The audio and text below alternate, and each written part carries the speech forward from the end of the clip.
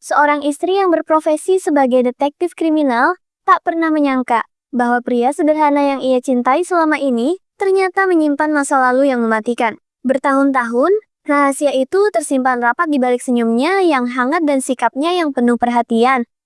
Namun, ketika sebuah kasus besar mengguncang kota, semua mulai berubah.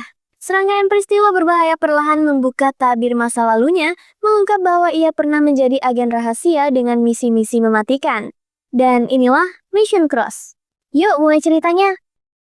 Cerita dimulai dengan Park Kang-woo, seorang suami yang kesehariannya mengurus rumah dan bekerja sebagai sopir minibus untuk murid-murid TK. Istrinya, Kang Mi-seon, adalah detektif di Seoul Police Violent Crimes Division.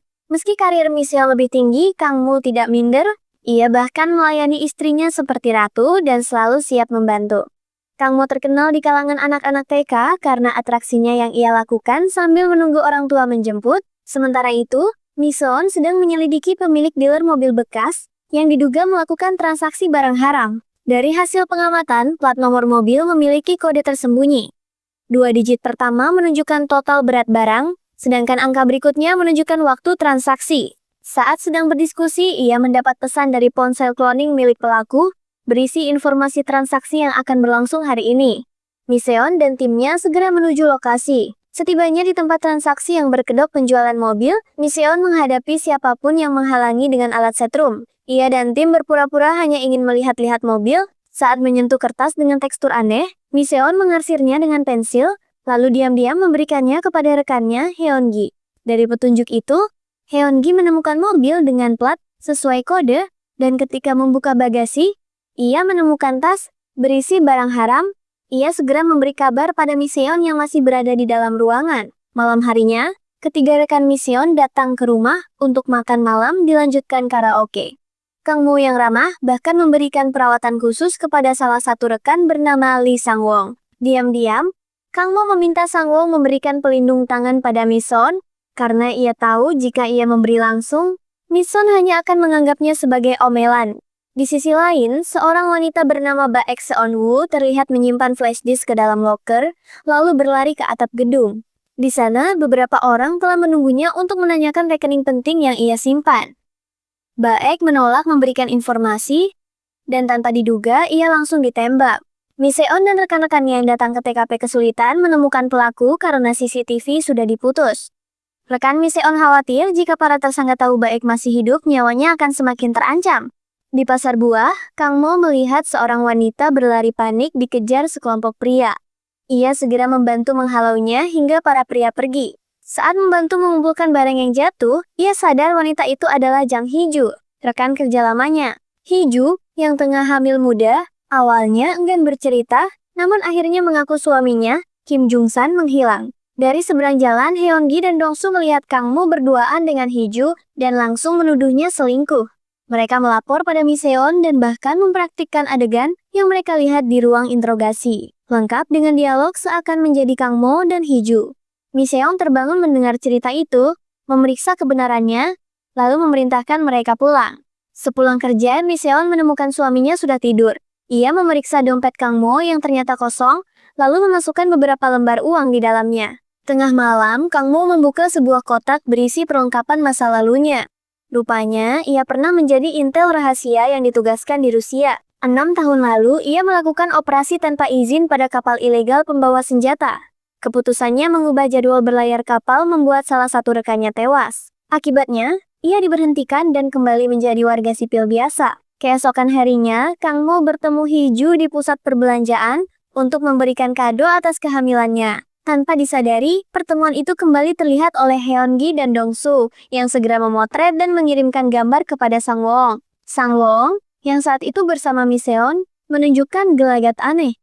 Hal ini membuat Mi-seon curiga dan memaksa melihat isi pesan. Sementara itu, Kang-mo mengantar Hee-ju ke rumahnya. Hee-ju menunjukkan sebuah amplop misterius yang muncul di kotak pos. Setelah dibuka, isinya adalah kode alat komunikasi khusus. Pesan di dalamnya menyebutkan bahwa jika Hee-ju ingin bertemu Jung-san, ia harus datang ke lokasi yang ditentukan esok hari pukul 3 sore. Mi-seon, yang sedang gelisah, disarankan rekannya untuk langsung bertanya pada suaminya. Namun, sebagai detektif, Mi-seon hanya percaya pada bukti nyata. Setibanya di rumah, ia memeriksa lemari satu persatu, tapi tak menemukan apapun yang mencurigakan. Untuk menenangkan diri, ia melakukan yoga, hingga Kang Mo pulang dan berkata bahwa esok ia akan meminjam mobil untuk memancing. Kegiatan yang sering menjadi alasan pria selingkuh. Keesokan harinya, Miseon membuntuti Kang Mo yang membawa alat pancing ke mobil. Namun, ia justru melihat Kang Mo menuju hotel dan bertemu seorang wanita. Miseon yang marah berencana menyetrum mereka, namun Sang Wong menahannya. Mereka memutuskan mengawasi dari balik jendela dengan drone. Karena Sang Wong terus mengompori, Miseon kesal dan sengaja menyenggol tangannya hingga drone kehilangan kendali. Saat Miseon masih memantau dari kejauhan, ia mendapat panggilan dari Heon-gi terkait kasus penembakan. Salah satu wajah pelaku tertangkap kamera CCTV. Sebelum menindaklanjuti, Miseon sengaja memarkirkan mobil Lee Sang-woo tepat di depan mobil suaminya sebagai umpan. Kamera yang sudah ia pasang di mobil itu akan merekam semua yang terjadi. Berdasarkan petunjuk dari amplop kemarin, Kang Mo dan Hiju tiba di hotel dan diminta masuk ke kamar yang telah disebutkan.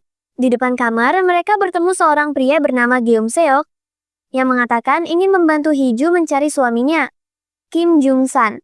Geum Seok menjelaskan setahun lalu Kementerian Pertahanan mengumumkan proyek kontrak senjata teknologi ruang angkasa. Namun, proyek itu hanya rekayasa kasus korupsi senilai 3,5 triliun won melalui kontrak palsu. Dalangnya adalah kontraktor militer besar bernama General Park, yang identitasnya tidak diketahui. Jung-san terlibat karena rekening penting telah ia curi dan amankan. Ia membentuk tim baru untuk menjebak General Park, namun misi itu selalu gagal, bahkan rekan-rekannya tewas satu persatu. Geum Seok lalu memberikan lokasi tempat Jung-san disekap, yang ternyata berada di barak militer. Menyadari masalah ini terlalu besar untuk ditangani Hiju sendirian, Kang Mo memutuskan untuk membantunya. Di kantor, Miseon menerima informasi bahwa orang yang terekam CCTV adalah Jung-san, yang kini menghilang.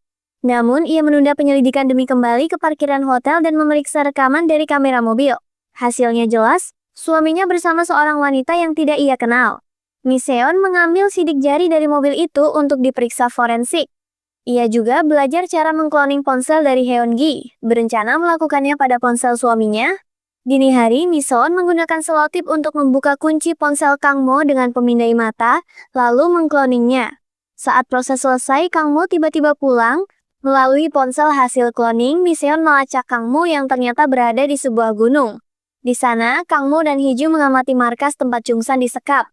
Markas itu dijaga ketat oleh orang bersenjata lengkap dan para tawanan tampak seperti mengalami gangguan jiwa.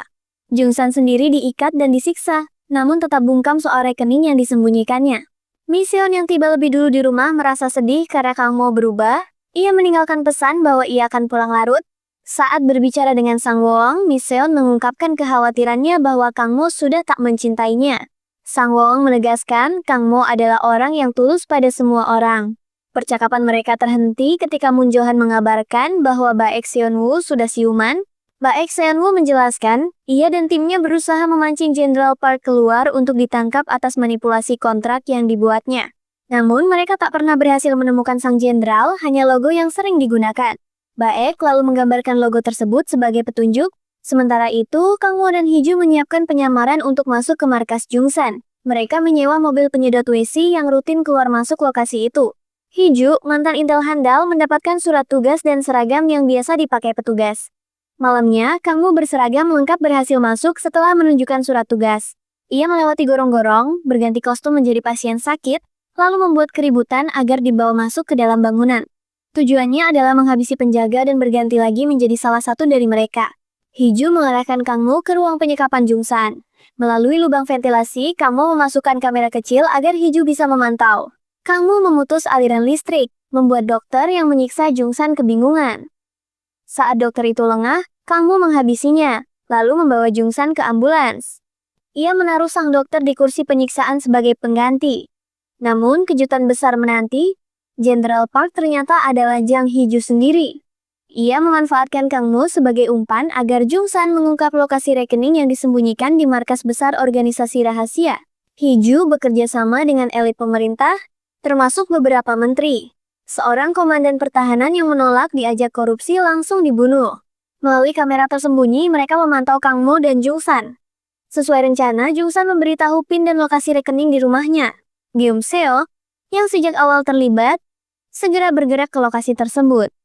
Sepulangnya, Jung-san mulai curiga pada Kang Mo dan bertanya maksud penyelamatannya. Kang Mo mengaku hanya ingin membantu untuk dirinya dan istrinya.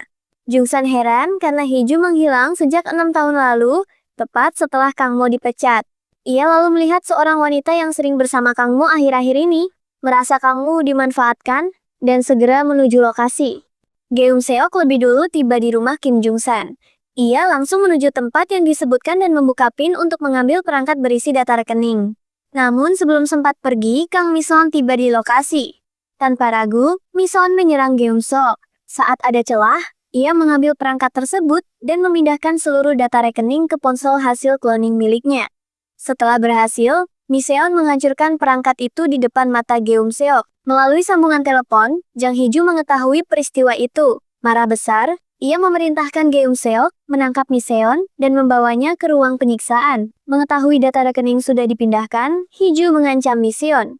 Jika ia tidak memberitahu lokasi data dalam hitungan 3, nyawa para Kang Mo yang sedang dirawat di rumah sakit akan terancam. Demi menyelamatkan suaminya, Mi-seon terpaksa mengatakan bahwa data rekening kini ada di ponsel Kang Mo. Segera setelah itu, Geum-seok membawa ponsel Kang Mo ke markas besar. Di sana, data rekening akan dicuci melalui perusahaan luar negeri. Sementara itu, Mi-seon bersiap disiksa oleh seorang pria bertato. Namun tiba-tiba, suara benturan keras terdengar. Tembok markas jebol dan sebuah mobil menerobos masuk. Kang Mo keluar sambil menembaki semua penjaga. Mi-seon terkejut dan tidak percaya melihat kemampuan tempur suaminya.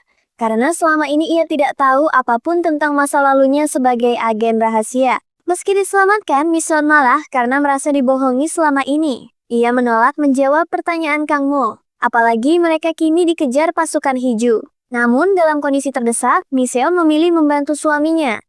Ia menembaki selang truk hingga mengenai kendaraan musuh, membuat mereka kehilangan kendali. Setelah aman, Kang Mo menepikan mobil dan menjelaskan identitasnya yang sebenarnya. Mi-seon memarahi suaminya, tetapi akhirnya memaafkan demi menyelesaikan misi bersama. Keduanya menuju rumah Jung-san untuk memeriksa file rekening di ponsel cloning. Sayangnya, file itu sudah dihapus. Meski begitu, Mi-seon berhasil melacak lokasi para pelaku yang ternyata berada di Namsan. Kang Mo khawatir karena tempat itu dijaga tentara bayaran, namun Mi-seon menegaskan dirinya adalah sniper peringkat tua di Asia. Setibanya di Namsan, mereka memutuskan masuk dari jalur belakang. Kang Mo yang pernah bekerja di sana sudah hafal tata letaknya. Mi-seon terkejut mengetahui suaminya menyimpan rahasia sebesar ini selama bertahun-tahun. Mereka langsung melancarkan serangan, menghabisi penjaga satu persatu. Setelah masuk ruang kontrol, mereka memutus aliran listrik untuk mengacaukan proses pencucian uang. Di ruang utama, Hee-ju menyadari ada yang salah dan bertanya pada anak buahnya. Tiba-tiba, suara Kang Mo terdengar menjawab langsung dari ruang kontrol. Membuat Hee-ju terkejut. Mengetahui pencucian uang tak bisa dilanjutkan, Hee-ju mengambil tas berisi data rekening dan berusaha melarikan diri. Namun saat keluar, ia menemukan semua tentara bayarannya sudah tewas. Hee-ju berlari ke arah mobil yang sudah disiapkan tanpa tahu bahwa pengemudinya adalah Mi-seon dan Kang Mo yang menyamar. Geum-seok menyadari penyamaran itu dan langsung menabrak mobil mereka. Pertarungan sengit pun terjadi. Mi-seon berduel melawan Hee-ju sementara Kang Mo bertarung melawan Geum-seok. Keduanya memiliki kemampuan seimbang. Pertarungan berakhir ketika Kang Mo berhasil menembak Geum-seok. Hee-ju mencoba melarikan diri menggunakan mobil sambil membawa tas rekening.